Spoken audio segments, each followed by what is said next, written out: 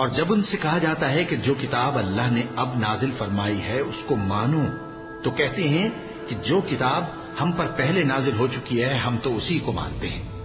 یعنی یہ اس کے سوا اور کتاب کو نہیں مانتے، حالانکہ وہ سراسر سچی ہے اور جو ان کی آسمانی کتاب ہے اس کی بھی تصدیق کرتی ہے۔ ان سے کہہ دو کہ اگر تم صاحب ایمان ہوتے تو اللہ کے پیغمبروں کو پہلے ہی کیوں قتل کیا کرتے تھے؟ اور موسیٰ تمہارے پاس کھلے ہوئے معجزات لے کر آئے، پھر تم ان کے کوہ طور پر جانے کے بعد بچڑے کو معبود بنا بیٹھے، اور تم اپنے ہی حق میں ظلم کرتے تھے۔ اور جب ہم نے تم لوگوں سے پختہ عہد لیا اور کوہ طور کو تم پر اٹھا کھڑا کیا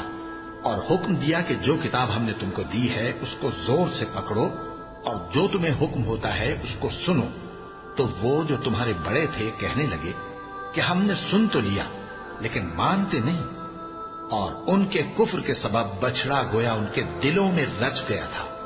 اے پیغمبر ان سے کہہ دو کہ اگر تم مومن ہو تو تمہارا ایمان تم کو بری بات بتاتا ہے۔ کہہ دو کہ اگر آخرت کا گھر اور لوگوں یعنی مسلمانوں کے لیے نہیں اور اللہ کے نزدیک تمہارے ہی لیے مخصوص ہے، تو اگر سچے ہو تو موت کی آرزو تو کرو۔